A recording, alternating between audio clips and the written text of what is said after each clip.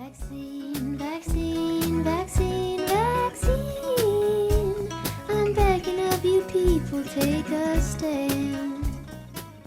So I'm Luciana Lopes. I'm in Belo Horizonte, Brazil, and you can use her for me. And I'm a pharmacist, but I think you can call me like in health activism. Great, and my name is Danny Snyder. I am also a participant with Free the Vaccine. I go by she, her, hers, and I'm an artist activist. And I am so excited to talk to you today about this project I've been following. I want to make sure that I'm pronouncing it correctly. Solidarivir.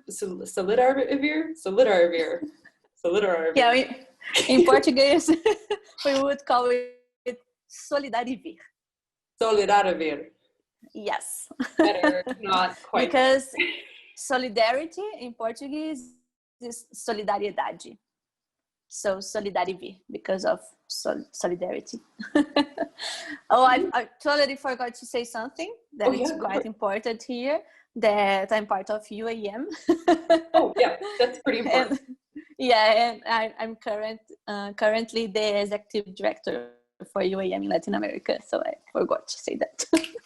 And you had some members from UAM helping you with this specific project, right? Yes, I made Solidarivir myself with my hands. But yes, we had a chapter here of UAM in Belo Horizonte. The Belo Horizonte chapter helped me to think about Solidarivir, to think about the writings on the box, and also it was quite important about what this box is for those people who have not gone to your page on our gallery. Should go to the page on the gallery. For those people who haven't done it yet, can you describe a little bit about what this box thing is? Yes, sure. Solidarivir is a drug, right? Generic drug, and we created its box. So it's a box that it looks like a generic drug box in Brazil. So, and all the writings are related to the generic drug. So, for example, where we have generic drug in the official box, here in for Solidarivir, we wrote access insured, for example. So we were trying to like play with the official writings on the box and doing our own generic drug. So the idea is that we built this package for the drug, for Solidarivir, and we blocked it, like we locked. So we had like this padlock, shining padlock made. Very shiny. Very you shiny. said your page like, be careful when you use glitter because you yes. I love that. Yes, I had some glitter left from Carnival in Brazil, so I had lots of them in my house. And we say here in Brazil that it's tricky to use glitter because it's awesome. We love it, but you can find glitter like in your hair like 3 months later. And so I was there like in May again using glitter after Carnival. So my house was entirely full of glitter again. It was totally fabulous. Yeah. Yes. Fabulously annoying. Yes. But so we made this padlock with glitter and glue, and we locked the box. So we inside the box, the idea is that if you want to read the letter, like the message we are delivering, you need to break this padlock, right? It was made of paper, and they would need to, I don't know the name in English, when you just rip, tear, destroy. Yeah, you just destroy the paper.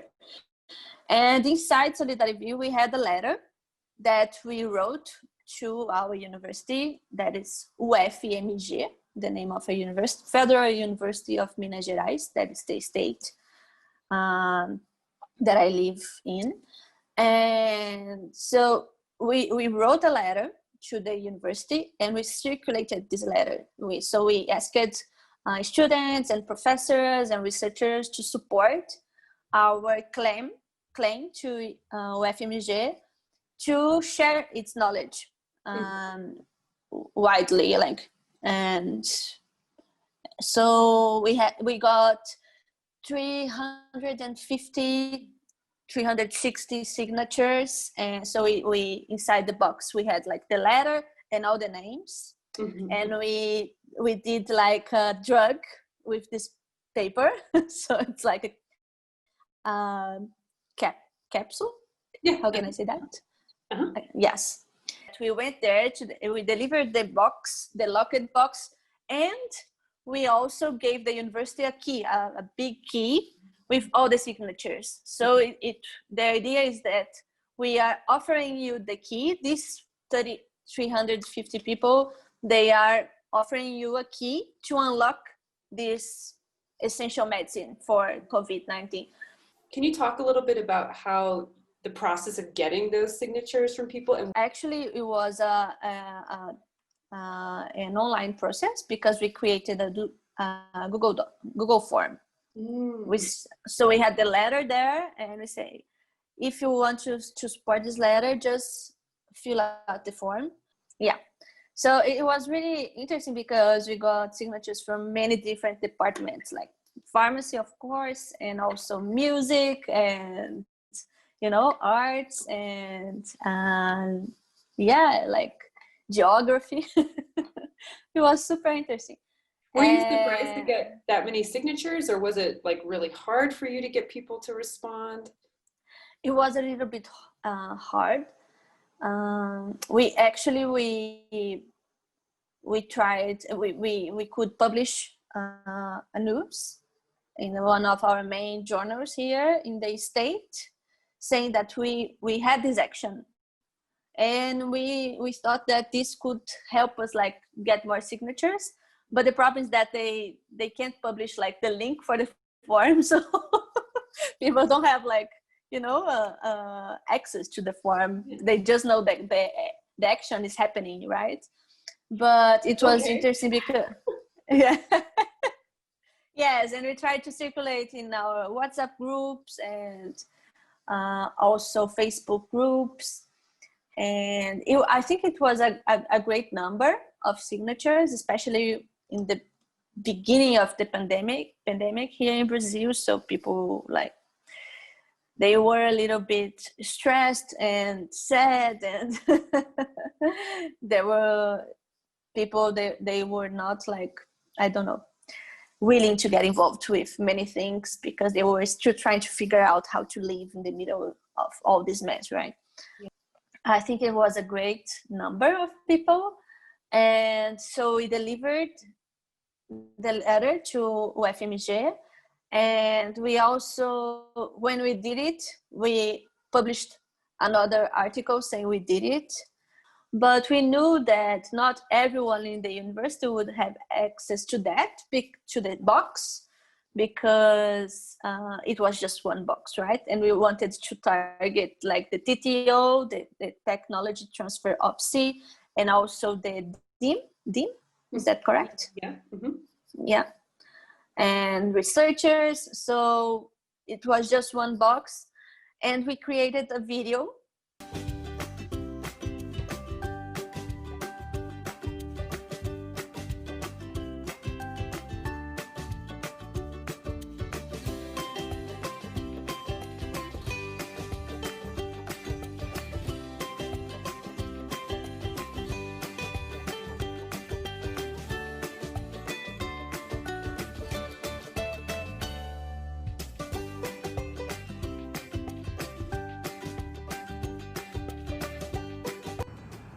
Oi, eu sou o Lucas, estudante de farmácia da UFMG e membro do capítulo Belo Horizonte da UAM, Universidades Lucas, this student that was there in UFMG, he takes the big key and says, "Hey, UFMG, we are giving you the key now, so you can open this padlock." So it was quite nice to have this video. Yeah, and I think it was super nice because it was a nice way to start a conversation with the university. We are still in talking to the university. We are not we were not successful in the beginning, like to us when inviting them to sign the Open COVID pledge. They said it was too broad, and they preferred to decide case by case. But it was really nice because they seemed really open, and they said it's a really important discussion that we make, and we were making them study and rethink many things, and they wanted us as partners to help them develop their like culture, their policies. And they said even if we wanted to do something like this, it's quite difficult because we need to have the approval from all the researchers, all the university, the councils. So it's quite difficult, but we want to change this culture. So you can help us. So all these articles we are publishing, we are sending them. Hey, Yeah. please share. When you are sending these articles out to and asking people to share it, is it, because the more likes and follows you have on these articles, it does like raise some attention to like the dean, to the TTO. So have you had much luck with getting people to share and to participate also on these online platforms? It's quite difficult to ask people to share like an article that is technical in some way. And right, so the good thing is that we are trying to be transparent with all these people that signed our letter. Mm-hmm. So when we published a letter, we shared with them the document that university sent us saying we discussed these propositions and we have decided this and this and this way. So we shared this document with all these people and said this is our university response, but we are not giving up, so we are still trying to think of about other strategies. We are going to come back to you. Please help us sharing this text with all the researchers that you know, because we need to change culture and things like this. We published a last article in Le Monde Diplomatique, Brazil. And now this article that is getting published next week does the same. And I think it's going to be interesting because we are using football. I think we can reach more people than we did before. And we are also planning to ask for progressive football teams and players to share the text. So can you describe how you're using football? You're using essentially like popular culture to get audiences. Yeah, so it's an analogy. Can I say analogy in English? Yeah. So we are using football as an analogy to explain the role of universities and also licensing. And so we started recording one of our worst episodes in the Brazilian football history. That is when we had the World Cup here in 2014, and we were in one of our main stadiums that is here in Belo Horizonte, this city that is next to the university, literally next to the university. And we were playing against Germany and we lost. The score was 7-1. And every Brazilian, because we are crazy about football, we were like so ashamed. So we started recalling this episode and saying, hey, remember that we had like 58,000 hearts there that stopped for a moment, right? And so and then we say, so now we are playing a game that the score is really worse, because we have 2 times that stadium is that the number of people that has passed away from COVID in Brazil. So we started like creating this contrast and like using football and bringing football to COVID, so people can have like a a notion how big this number is. And we are saying like this: some of us have left the stadium before the game is over, and those of us who are still in the stadium, like supporting our team, we all our hopes are we are putting all our hopes in our tech, that is science. So we start like saying this, that we have like this, our defenders, they are not doing a very good job because our government's not. So we are not doing our best trying to prevent, for example. So we need to go for our attack. And so that's the way we say like our universities are doing their best, they're collaborating and trying to like, you know, we are saying that the most we collaborate, the closest we come to the goal. Yeah. Can I say the goal when you just you could say score? like the more we collaborate and come together, the closer we are to winning. To score. Yeah, to score. Yeah. Totally. Yeah. To score. Yeah. Yeah. And we are saying that medicine to COVID-19. Yeah. To all. Yeah. Yeah. So that would be the analogy. So we are saying that universities, they are doing this, but when they get close to our goal, they are just passing the ball to this really selfish and really selfish player, that is Big Pharma, that decided, they made an agreement with the university that only this player can get the ball. So we are saying like, hey, we are here in a final game, you know, we are not playing any game. It's like a World Cup final game. We don't need this. We need the players that have love to their shirt. That's an expression that we use in football. You know, it's like we can't depend on the selfish player to win a game this important. Yes, so we are saying that we can only win this game if we all play together. Yes. And so next week we are getting this article published and we are sending it to the university again and say, hi, here we are again. We haven't left. Yes. Yeah. Here's another article for you. And yes, we are trying to, actually we are probably talking between ourselves about our next steps. Like we all love Carnival, and Carnival actually it started like a party from the slaves. It was a day to just forget about your problems and things like this. It's like we say it's a street party. And so we are just like the Jolene, the vaccine parody. We are trying to do something related to Carnival with some Carnival blocks.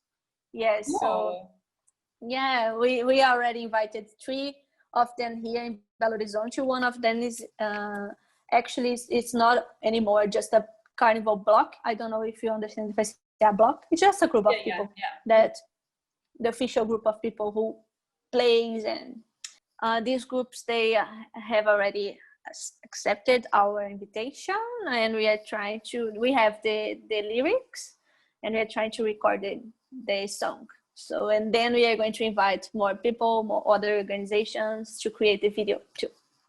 So this is awesome how you're really tapping into the pop culture, and I don't even like to say pop culture in this case with Carnival and samba, but you know what I mean, like you're tapping into what is the soul of Brazil, what does Brazil really care about, football and and dancing.